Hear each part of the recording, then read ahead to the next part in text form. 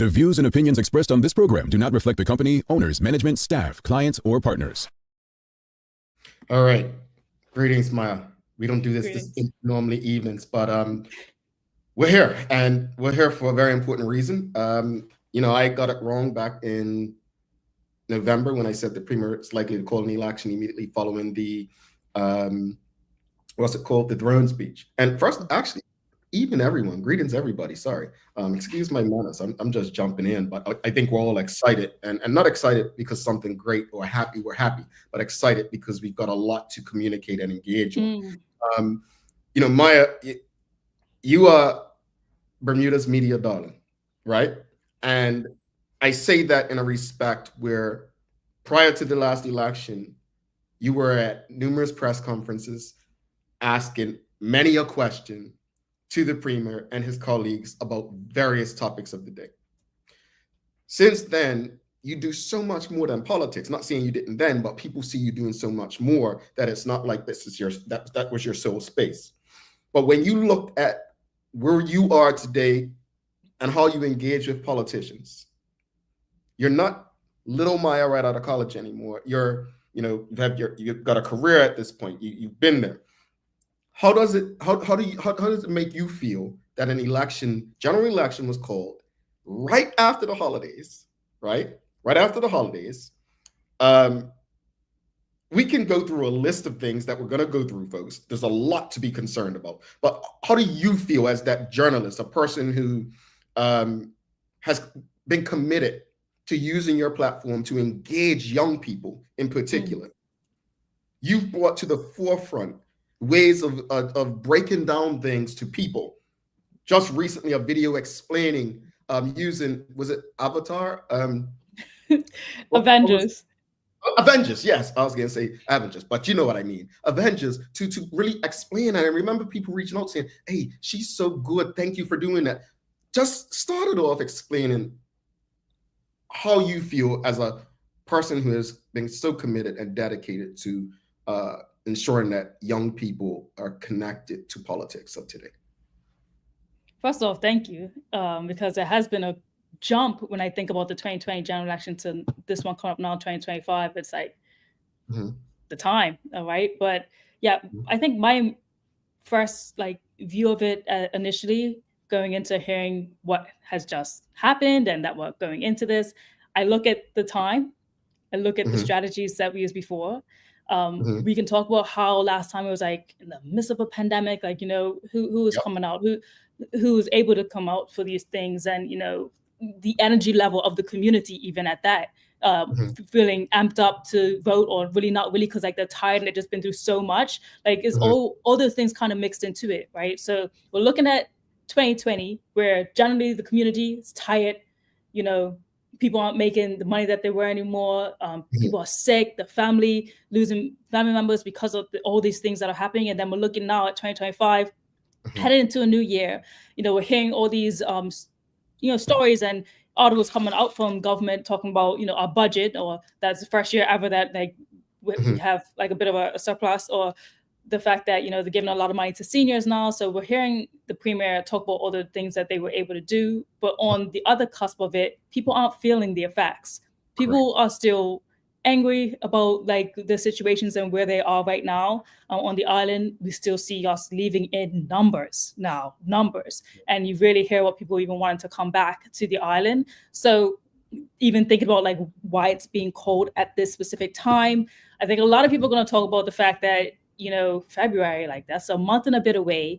We got students are obviously on here. And then we got a lot of just, still debates going on, because each party, we're still wondering whether or not we're going to have more independence in different seats. Do people even have time now to make themselves known, because it's so early on? Now they have to rush their processes if they thought about coming out independent, or now joining onto another party like the FDM or the OBA. So in fairness, though, each party should be ready for an election at any point. But at the same time, in Bermuda, that's not always the case. Not always the case globally as well, but how our country is. So in this aspect, it's just this is such a quick turnover and turnaround that I think some people are going to be fumbling at the feet trying to get themselves known right now, versus the last one where I feel like they may have had more of an inkling knowing when it was going to happen. Yeah, I think maybe some of his colleagues were caught off guard. What a lot of people, here's some feedback. An audience, let us know, how do you feel about the premier calling for a general election? How do you feel about the election being called? How do you feel about David Burt, the Honorable David Burt, Premier of Bermuda, calling for a general election? Here's the thing. Here's some responses we've gotten. We've got people saying this is UBP all over again, right? And saying this is what the PLP, your mother and father and grandparents, PLP complained about the UBP doing. When they would call these snap elections when students weren't home, right? And what would they do? Get a political victory. When I have said this, people get offended. They get all in their feelings, right? When I have continuously said, this is not your mother and father and grandfather's PLP. This is not that party. You all get mad at me. But this is the behavior of a party that's not representative of the people who continue, wait for it, to vote for them. And I'm not here to tell anybody who to vote for or whether to vote or not. That's not my job here tonight. But what I do hope is that we do not make the same mistakes we've made in the 80s, we've made in the 90s, and the 2000s. We cannot do that. And you may be asking, well, what mistakes? You know, UBP back then, PLP, OBA, whatever. The mistake is continuing to vote how you do. There was no different with the UBP back in the day. People continuously voted for them over and over and over. We're suffering from that same thing with the Bermuda Progressive Labor Party. Forget what they've done. You know, the premier he gave a speech, right? Let me touch on this. When he spoke just now, he went down a list of things that the PLP had accomplished. And let me just pull up something that I found very interesting on their what's that page called? Instagram page, right? Mm-hmm. Here it is, folks. It says, Election Day Tuesday, this is what fairness is. Seniors' pensions raised 6 times. So he wants credit for that. Who is he targeting when he's saying that? Seniors. Yeah. My father's 70 years old. I don't think we have deep political conversations. But I think my father's smart enough. This man has worked for himself and my entire life. I don't think he's a stupid person. He's a senior. My aunts and uncles, they are seniors. My godparents are seniors. Player? I don't think any of them are buying this. Let's go to the next thing. It says minimum wage introduced. Do we even know how many Bermudians this minimum wage has benefited? No, we don't. It sounds great. But do we know how many? One of the journalists that were at the press conference asked, well, Mr. Premier, what you're mentioning, isn't it benefiting foreign workers, not Bermudians? People ask questions. They're coming on your door. The next thing they said, Maya, is taxes lowered on 86% of workers in every local business. Mm. Bermudians are smart enough to know one thing about taxes. When taxes are lowered in one place, ask yourself where the government's making up for that in another place. Then it's got expanded the child daycare allowance. If you created a better environment for people to prosper, you would not need to give them an allowance. And then the last thing here was delivered 71 affordable housing units. Mr. Premier, let me say this, in a thriving economy, a government doesn't need to create affordable housing because they create an environment where people can afford homes. I want people to really, really think about something. Really think about something. Ask yourself these things. If you see my Twitter, you know where I'm going. He called this election before delivering the next budget. He called this election before any sort of results from the well-hyped corporate income tax. He called this election knowing many young people will be outside of Bermuda. The premier just went on to Bermuda Youth Connect, had a conversation, interview, whatever you want to call it, with him 2 days ago, and then closed the election 2 days later. He don't care about you guys. Let me say this to you, Bermuda Youth Connect. They don't care about you. It's a harsh lesson you're going to have to learn in life. They don't care about you. It's hard to hear that, but they don't care about you. And this isn't a time to cry or be in your feelings. You now have an opportunity to have your family represent you at the polls. How much do your elders love you? Do they love you more than what the premier is telling them about that increase for seniors? Let's go to the audience. How do you feel about the premier calling for a general election? We've got Mia Hartman saying, once again, my young adult will not be able to vote. Last time there was a candidate in our constituency 16, and now she'll be leaving to go back to school 2 weeks prior. She's truly upset. You have the opportunity to vote for your young adult. What's it going to be, Mia? Shamari Shamari Sky says, it was a smart chess move for the PLP party, bad move for Bermuda, like 2020. The former Premier Cox did the morally correct thing, waited for the OBA to stand on their feet. However, she was blamed when they lost. This is very true. We've spoken about this on the Daily Hour. This is absolutely true. However,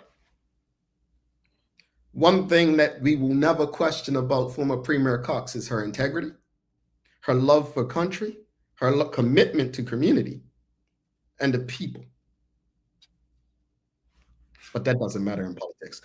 Liana Nanang Amadele says it's a constitutionally required election year. Yep, we know that. We know that. I don't think this can be really called a snap election. I don't think we called it a snap election. You did say it prior. Did I? Okay. Yes. Well, it is kind of a snap, but I don't think we're calling it necessarily a snap like, oh, he called it and, he after 2 years. I think the point we're making is he called it in a way where he knew what he was doing. A vast amount of young people are not going to be able to vote. And then as I listed, Liana, he called it before those 3 things I mentioned. 1 day less than 6 weeks notice is also not very short compared to past elections. Yeah, I think that's normal. That's normal. I mean, I think in 2007, Dr. Brown did it in November after the throne speech, December 17th or 18th. I think that's normal, the 6 weeks. But I think, look, let's be honest. This was strategic, and this is what's in the best interest of PLP all the way PLP. Make no excuse about it. Craig Luby says the majority of the population lives under the poverty line. Mm-hmm. So how do you think that's going to impact the election? Mia Hartman said the PLP have also said the OBA were responsible for the pepper spray on December 2nd. Falls, PLP sent them officers down there. Burt gave them orders. The truth show set them free. Stop. Well, I don't know about that. I'm not about to jump on something like that. Yeah. He did mention it in the presser, though, about the fact that, that happened at the airport. Mm-hmm. Yeah, no, I saw that, but I'm not going to speak on whether or not who called what. That's not what we do here. We give our opinions about stuff that we know about. Liana Nanang Amadele says this is given that it's an election year and been around the same amount of time from 2012 to 2017 elections. If partisan independents aren't ready yet, they're not going to be. I don't think that's. But Liana, that has nothing to do with anything we're talking about tonight. Let me set the tone, because I want what I don't want, and I'm not going to allow tonight, is people to take this where it's not going to go. We're not disputing any of this. Any of this. The problem that we have is it's not in the best interest of Bermuda, and it's politics, right? This is a wake-up conversation for Bermuda tonight. He called the election before delivering the budget. If I'm a voter in Bermuda, which I'm not, they removed me. Wonder if they'll give me my taxes back. But anyway, I would not feel comfortable voting for the current government before the next budget, because you get my vote, and then what happens? How high my taxes going? This is what we're talking about. We're not discussing, oh, well, it's an election year. No. We're discussing the timing of the election. He had 11 months he was working with. He chose February. He called the election before we can get any kind of idea about CIT. He called the election when he knew young people were not going to be here. That's what we're talking about tonight. That's what we're talking about tonight. And let me be very clear, because some of you don't tune into the Daily Hour on a regular basis. I ain't beating the drum of no political party. I'm not cheering for any political party. What I'm hoping is that Bermudians, my family, my loved ones, don't have to struggle anymore. You cannot tell me that even if you're living better, your family, your friends, and your greater community, the people that your children play with and go to school with and do extracurricular activities with, you can't tell me they're living better. So again, audience, how do you feel? With the election happening, we know that the PLP pretty much has a full slate of candidates. The OBA has a full slate of candidates. We don't know what's happening with the FDM, and we don't know what's happening with the independents. Mm-hmm. A lot of young people are upset.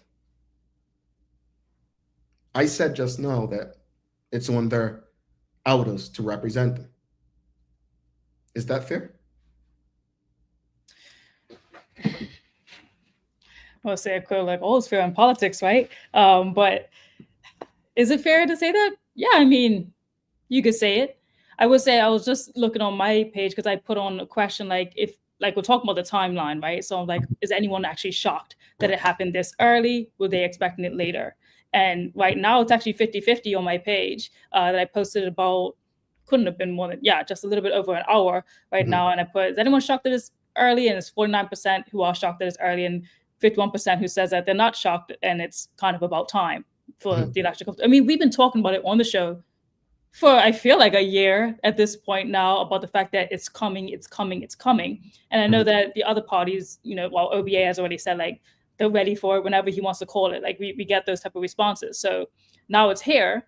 But again, now we're talking about like exactly when it showed up, what it means right now. And we know that in politics, you're strategic. So there is an obvious plan as to this time. Like, it's very obvious. But I'm curious how the other parties and independents are going to react to the time. Yeah. Look, at the end of the day, I tell you all, you may not like David Burt as a premier, but I tell you what, he was the captain of my team. Let's go, bro. Because, I tell you, he's going to be, you all feel how you feel, but David Burt's going to be the first person to lead the PLP to 3 victories. David Burt knows how to win an election. I don't know if that says more about him or the electorate. How do you feel about the premier calling the election right now? Mark Arthur C. Phillips says, one of two. Honestly, I feel a bit sad because it will be near impossible for some college students to return to vote. He goes on to say, the first time I voted, my parents were able to get me a ticket to fly home. Tickets were affordable back then. Let's talk about that. With so many students in the UK, it's hard, man. Actually, was just talking to Swear about it, because remember, she was there when the premier came and visited the UK, and I asked, like, well, what were the numbers there? And this is just at the UK, at the event where the premier was able to go, and a bunch of Bermudians could also join in and talk, students out there. And remember that these are just the students who could actually like even afford or have the time to get into London in the UK. Now, she said it was about a little around 100 students, 100, maybe more, maybe less. And putting that into perspective, we got students in Canada, we got students in the US, we got students all around the world, in this age group that will not be able to come home. Because again, tickets are expensive now. But like even just knowing those numbers of who were just in that room that night, that's a pretty high number, because you could, I don't even multiply that. I can't even think of a number to multiply by, but like it's going to be way more that are not going to be coming home to vote in this general election. You know, the easiest way to lose a fight, some people will say, is not to prepare, right? But I think the easiest way to lose a fight, along with not preparing, is to underestimate your opponent. And I think we as the general public, we feel how we feel. I think political parties feel how they feel. You cannot beat David Burt with hope that people won't vote or that they're mad at him. David Burt has the gift of gab. David Burt, I'm telling you, is the best I've seen win elections in Bermuda. I was not old enough to remember Sir John. He's the best at doing it. It's up to the people of Bermuda to respond to that. I have a question actually for the audience. And for you too, Jamal, do we think there's going to be a higher turnout for this general election versus the 2020 general election? Do we think it's going to be a higher turnout of voters? I wouldn't say yes, because that was more of a snap as far as timing, and also it was the pandemic year, right? Mm-hmm. Pandemic. And I think also, I don't know if you guys remember the example I give on the Daily Hour at times, when I say OBA voters didn't vote in 2020 because they realized something. It's the old story in Africa, right? Where the man went to back to look for the officer who locked him up during apartheid, and when the blacks were freed and won their election in South Africa, and he said, oh yeah, you were wrong. You said we'd never win. And the officer said, no, you didn't win. You just got political power. We, the whites, still own everything. Mm-hmm. This may sound harsh, but Black people don't own more under the PLP as it relates to empowerment. Black people in Bermuda, the party that was supposed to usher in Black empowerment has not done that. So I don't think that the 2020 election is reflective of who really controls the economy and the power in Bermuda. I think voters sat back. They're like, look, pandemic, people are still spending money. We're the ones winning. This election, I think you might see people show up because they've seen the damage done over a longer period of time, over 8 years, right? And they may say, you know what, enough's enough. The other thing is people might want to show up because they may think corporate income tax is going to work. And they're like, we don't trust the current government with that money if it comes in. There's a lot of questions. So let's go to the audience, though. I got a lot of comments here. WKD Lama says, can you explain how students not being able to vote? Traditionally, PLP had more support with young voters. Has there been a shift? Yeah, there's been a shift. Yes. Look at what I just said. Go ahead, man. Sorry. I think we could definitely agree to it, but I can actually find some statistics. I'll have them tonight and put it on the show tomorrow about just like, again, voter turnout age ranges, because they typically do sometimes put those up.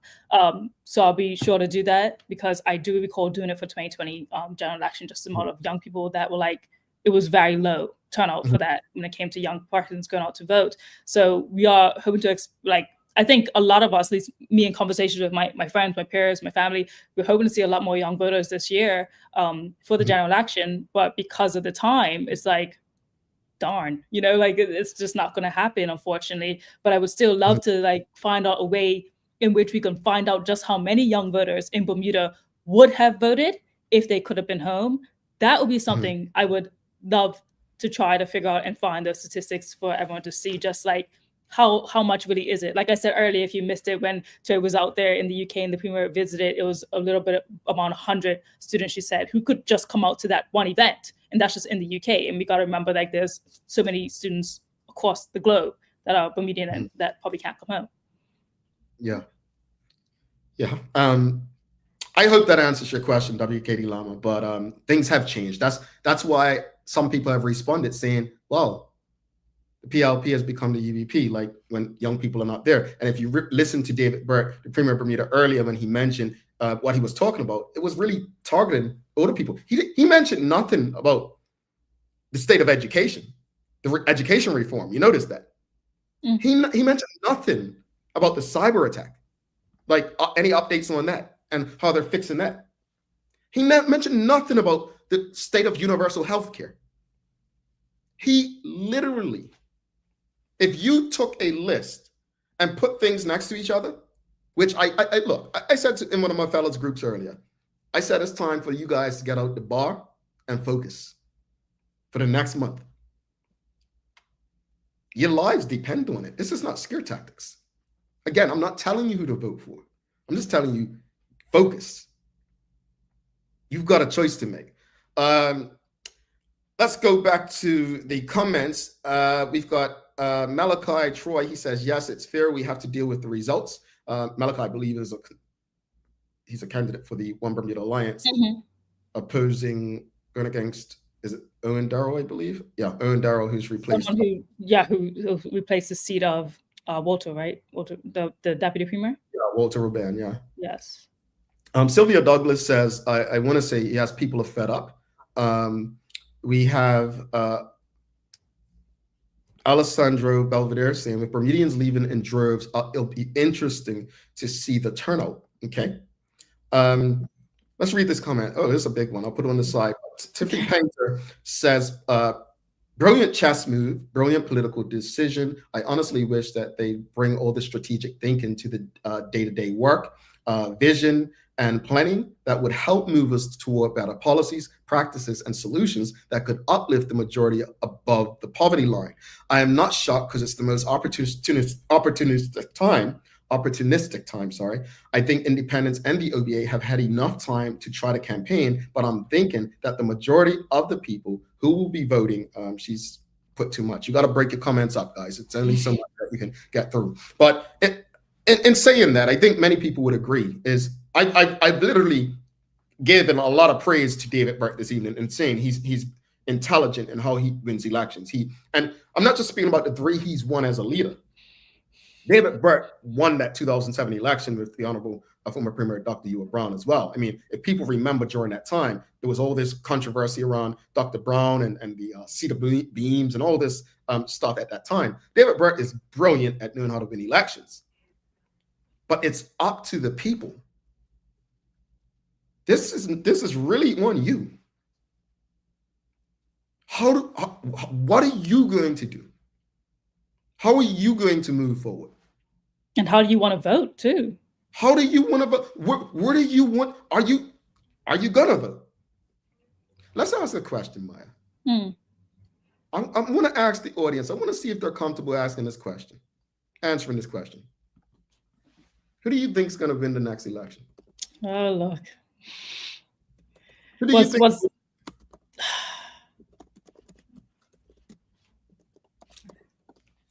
If I'm going statistics-wise right now, from just even, let's say, the 2020 general election and the by-elections, I still have to give it to PLP. I do. Statistically, it just seems like it is the stronger voting poll right now, especially considering who they are targeting and the fact that we do have an elderly population in Bermuda and their past wins. The OBA, it's interesting because obviously we've had stories come out about, a lot of turmoil going on within the OBA. But right now we're sitting on the cusp of a story with the BTA as well, which has a PLP MP as the chairman on the board. And that's also something to look into as well. There's there's sides if you're following up on the news stories and articles as to what's happening within each party. The FDM, they share their voice, but I don't think they're sharing it enough or strong enough to keep up with the other parties who've just been around a lot longer. But there is still maybe a chance for them to win a seat in the upcoming election, which will be quite exciting and interesting for that party as well, as they're still relatively new, but they do believe that they can push Bermuda in a direction that will benefit the island. As for the independents, I mean, we saw Sawi Bean actually, he beat out a party in the by-election, so he wasn't the last one on that list to get the public's strength and foresight with him. So I want to think that it's going to be close in some constituencies, but I think majority, I think the PLP will still have it. Mm-hmm. What are your thoughts, audience? Who do you think will win the next election? We've got Shamari Sky says the PLP will win, but they will lose some seats. Yep. Would love to see a stronger opposition. Yeah, I already said it. The PLP will win the election. It's just a matter of by how many. What seats do they lose? For the OBA to have a chance, the OBA have to learn how to fight. I don't know how you feel, Bermuda, but the OBA seems like the kid in school who is the punching bag. I'm going to share something publicly. I don't know if I should, but I'm going to. The Bermuda Progressive Labor Party received a letter from Bermuda Communications Group, the parent company of us, the Daily Hour today, to cease and desist using a clip from this program, from the Daily Hour, for political gain. We're absolutely neutral here. Maya may share an opinion, but you'll never know, I don't know at least, what way she's going in terms of how she may vote. You already know I can't vote. I guess my bias is that I don't like anyone when it comes to politics. I don't know how my colleagues vote. We're not here to really support one over the other, but we're here to share our perspectives based on our experiences and how we feel. I've been, I was accused of being anti-PLP and created a video showing my perspectives during the One Bermuda Alliance's tenure. Some would say I was even more mean to them, right? I don't care who the government is. What I care about is how Bermudians are able to live. I care about how people are being governed by the people that they're trusting. To give someone your vote, you're trusting them to do what you believe in your best interest. We've got to do better. And that starts with every last Bermudian. I can sit here and say what I want, but stop sending me private messages. Speak to your MP. Okay, you've got a mortgage and you don't want to lose that, so you don't want to speak out and speak up.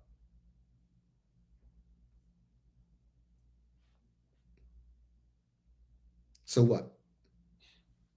You just put up with every and anything? I cannot continue to be your voice. I cannot continue to speak on things for you. You have to do your part. We're just one part of it, a very small part, but you have to do your part. Personally, I don't have any personal issues. I think the PLP actually has more good candidates than bad. Minister Tanae Ferbert, former minister, the Honorable Renee Ming, Honorable Curtis Dickinson. I ain't never said anything bad about the Deputy Premier, outgoing Walter Roban. They have tons of good candidates. Misha Fubler. It's important that you consider the candidate and you consider what you need in your life for your family and friends. You all have children. Unfortunately, you're not even just voting for their future, you're voting for their now. The now. So sit down. If these good candidates from the OBA, they have good candidates too. Doug DeCudo, Dwayne Robinson, Malachi Simmons. Simon, sorry. Thank you. Why are you whispering? Say it loud. I heard. She's whispering. I didn't want to, didn't want to step onto the rad, but yeah. They got Jerry and Richardson. Like they have good folks. Both they have good candidates. You've got good independents. I am impressed with Cyril Bean. Yes, he's young and green, but he seems genuine.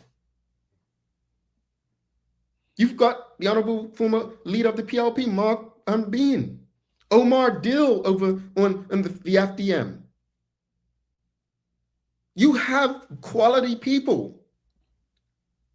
What I'm really trying to say to you when I'm mentioning the quality people on all sides is what someone said in the comments. And where is it?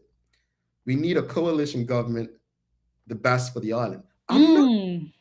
What I'm saying to you all is if you voted for the best person rather than the political party that your mama or grandma or out of fear of the past party, if you vote for the best 36 people,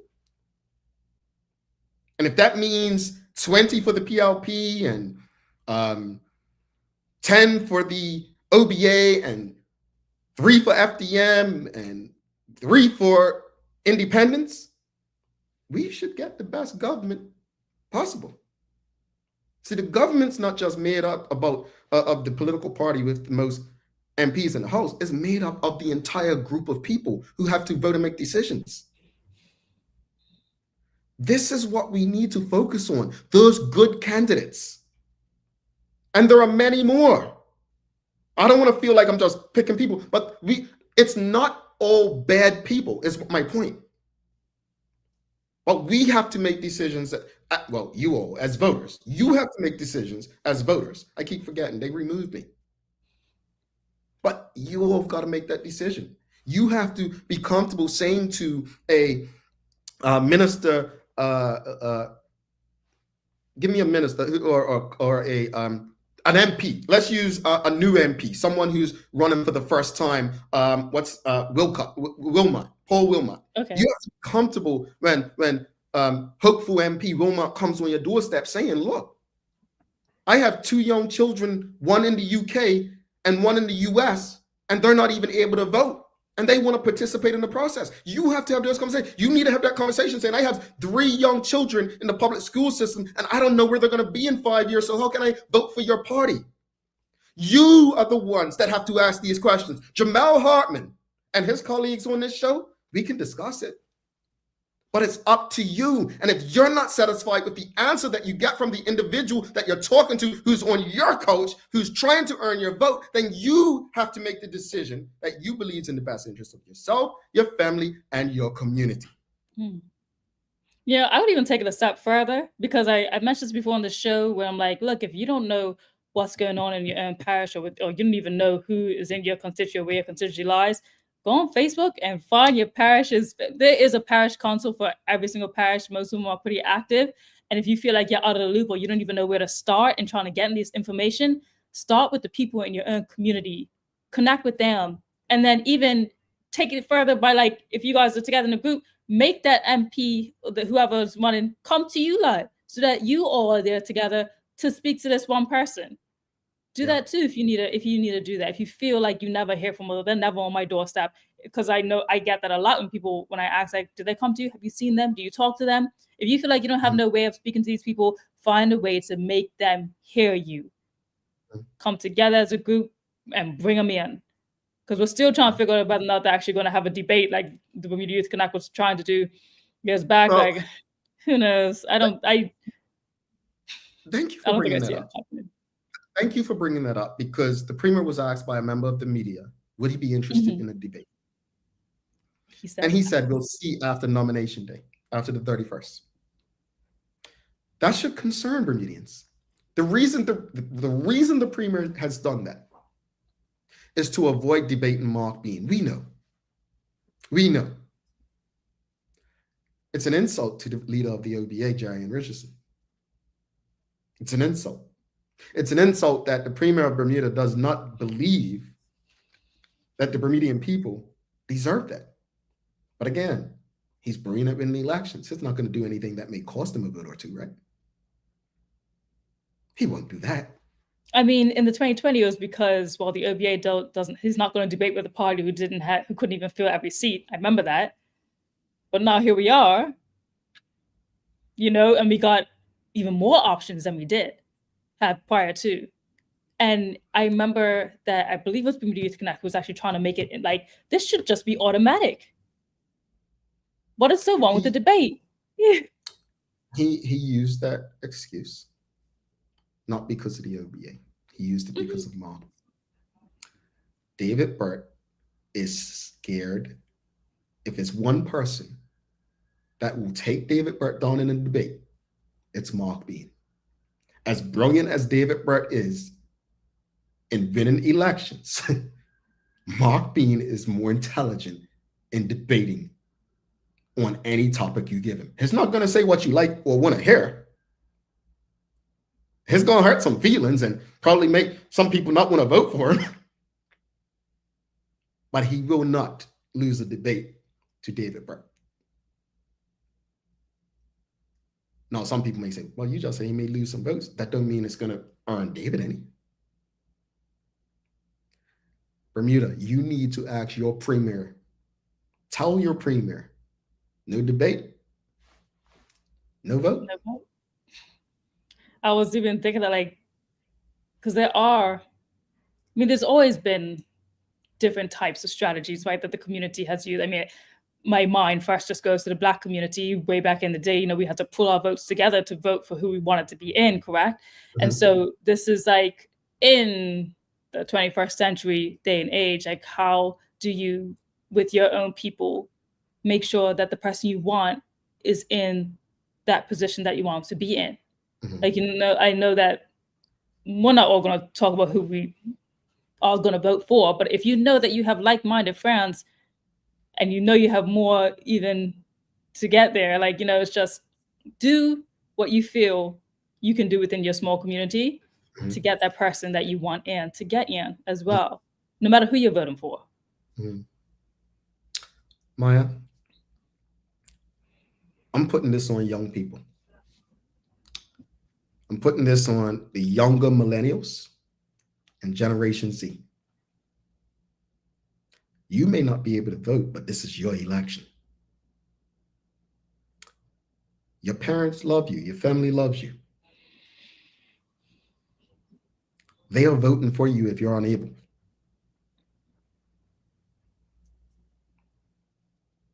I think people need to remember one thing, that when you go behind that curtain to vote, no one knows where you're checking that X or tick whatever you put in that box. No one knows what you're doing. In 2020, people say, oh, Bermudians got hoodwinked. The premier seemed very confident tonight.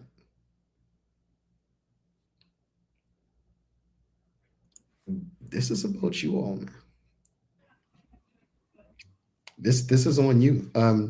Tiffy Painter, it's another long one, can't see it. She says, I think we voted for the best and brightest 36 people. Sorry, I think if we voted for the best and brightest 36 people, that would bring a wave of hope and possibility. I agree that the PLP has great individuals in Ming, Fubla, etc. I'd love the best 36 candidates to work together to run our country. It would be an historic period of time, and I think a remedy to the apathy that has so many people checked out and resigned to what is rather than hopeful of what could be. I think we're aligned. We're aligned. And if nothing else tonight, if nothing else I've said, it's one thing that I hope resonates with people.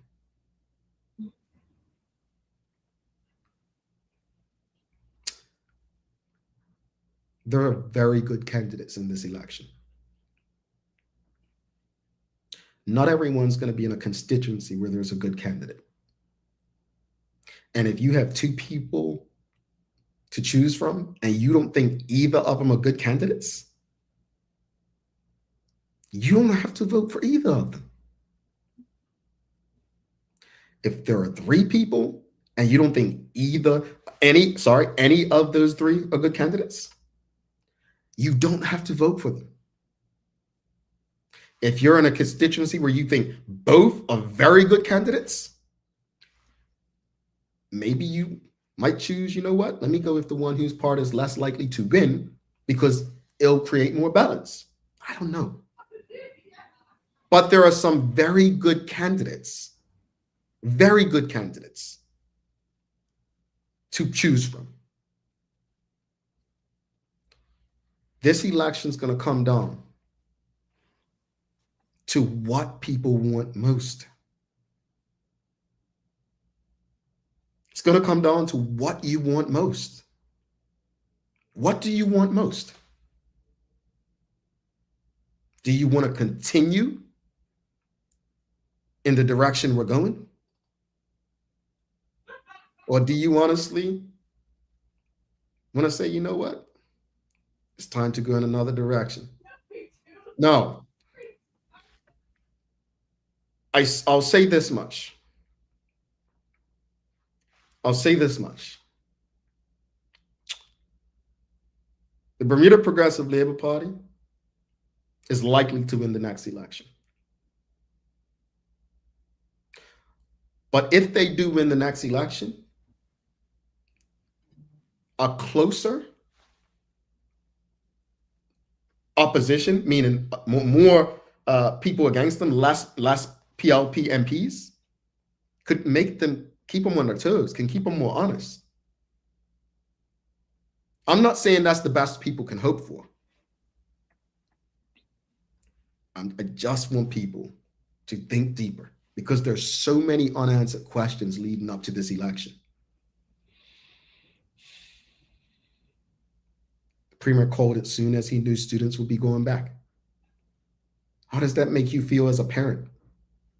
How does that make you feel as someone who works with children? How does that make you feel as a mentor and a coach of young people? Dwayne P. Santucci says, Mark Bean is a very powerful leader and I respect him highly, but he hasn't shown us strong enough candidates to run against the present government. Mark can't win alone and the OBA opposition is weak. Fair. I mean, so I just to add to that, because I saw a comment earlier from Charles H. Jefferson, just trying to get it right there. He says, I think a coalition government would be fantastic. We have been conditioned to think that the winning party has all of the good ideas. So that being said, I know Mark Bean already said that he's willing to do a coalition. I wonder if anything's going to come of that now that we have these new dates for the election, if the OBA and the FDM and even the independents would make that coalition government. I don't know. Mark Bean said he's down for it. I know Jarian Richardson said he can't because the OBA has already made promises to the constituency that all the people of Bermuda. So that's still something that we're kind of lagging on and seeing if it's going to actually happen or not. You know, I want to say this as well, Maya, because it's something interesting, and I with the comment that we just read by Mr. Santucci there. This election is not going to be won by anybody but the PLP. Mark me saying that. I would be shocked. You would be shocked if the PLP lost this election. But in saying that, it's a process, man. The idea is not to try to beat them in 6 weeks. The idea is to try to find a way to create a more balanced government, meaning all 36, more balanced, so that Bermudians can get a better Bermuda. Again, the example, 20 PLP, 10 OBA, 3 FDM, 3 independents. We need balance. Whatever way it goes, that's what we need. If we can get to a more balanced government, all those who make up the MPs, I think we have a chance. We have a chance of progress. Why do I say that? Because I honestly do believe there are some very good candidates. You saw Curtis Dickinson. He was willing to go and be a man on an island by himself. Renee Ming as well. If they were 2 of the 20, that takes it down to what? 18? And guess what happens when it gets there? It's 18-18. Well, no, it's not. Because if the speaker's from the PLP, then it's 17 PLP, 18 everyone else. You see what does that make sense, everyone? That should be the aim for this election. That should be the focus of the electorate. Forget trying to, and I hate to say this because as a former coach, you don't want to tell people, forget about winning. But as a former youth coach, you want to tell people the goal is not to win, it's to learn, it's to improve, it's to grow. That's what this election needs to be for Bermuda and Bermudians. This is an opportunity. This is an opportunity to create a space where we have a more balanced 36 in the House of Assembly that gives Bermuda and Bermudians a chance at better policies and legislation. That's what we need to hope for, Maya. We've got 6 weeks, Maya. What do you expect to happen over that 6 weeks? Do you think that young people are going to find a way home to vote? Look. Are you going to do a poll to see if anyone's going to, Oh, yeah, I'm going to try to find out just how many are away and how many actually want to come back for it.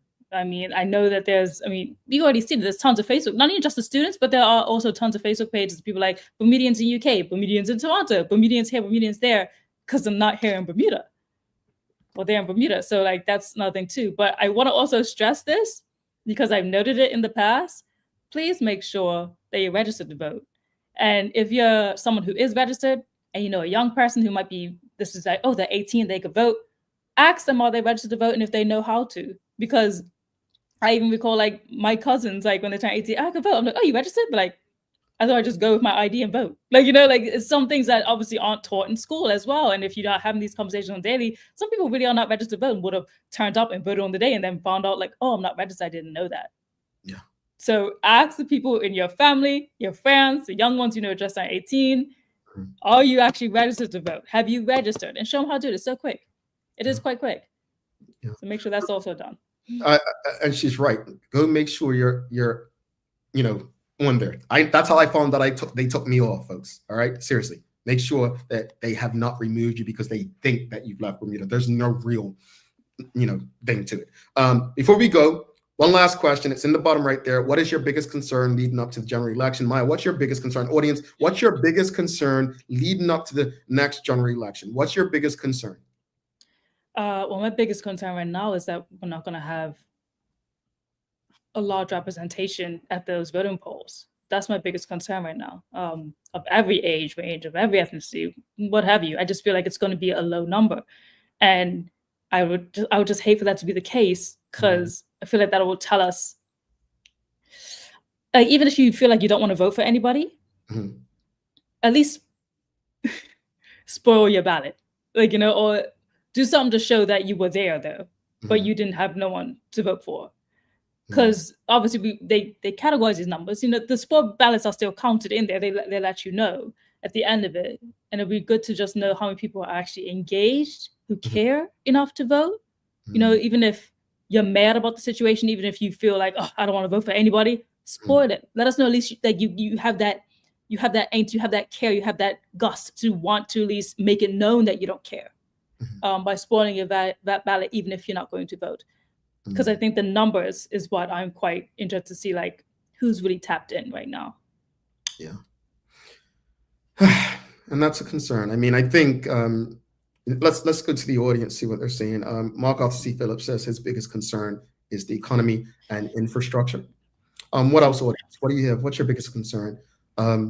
Schools, education. Yeah, education. That remains a big one.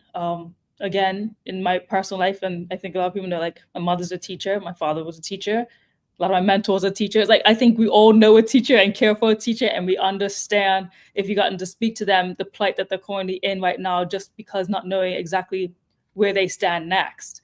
And then we see schools that, have fought to stay, despite what the government has said. And now, other schools are kind of looking into that, see if I can do that too. Because if minds can be changed based on certain things, then why not continue to protest it? So it's still so much up in the air when it comes to education. And we've given out so much money for these consultations on it. And then we hear from other parties saying that that's not what they would do if they were in power.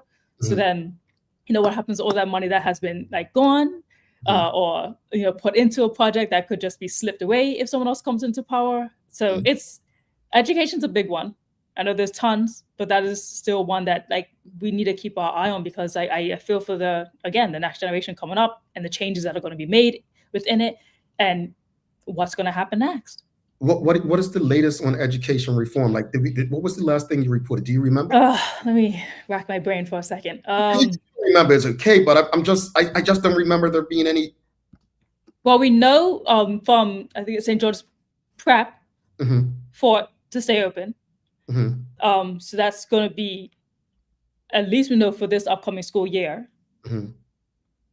We know that a couple of other businesses have like brought on to the whole signature program thing. Cedar Bridge Academy, though, still has the issues when it comes to actually having teachers that fill those positions in the signature schools. So there was still a big thing on that. The Bermuda Union of Teachers did have a lot of complaints about there not being enough substitute teachers or staffing for the schools as well. So that's the last thing I recall reporting, but it is time to probably do another relook as to what's going on in education reform. We see some videos being posted out from the government of like students themselves, like speaking about their trips to the schools to understand and get a grip on it. And for the most part, it's definitely leaning on the positive perspective of like being able to start their careers in an earlier stage. But again, we're still so new into this that right now you don't even, some students, some parents still don't even know where the child's going to be for the next upcoming school year. I remembered something where we didn't have teachers to actually teach some of the courses. But we got to go. I just want to go because we got away from the question. People asking people the biggest concerns, and Shamari Sky said biggest concern is we may get a weak opposition going forward. I don't think it could get any weaker than it is right now. Tamara Richardson says, biggest concern, apathy. So many people have lost hope to the point they feel nothing. We get the government we deserve, so hopefully we know we deserve better. Tiffany Painter says the education system. Tiana Soltis says the spread of misinformation.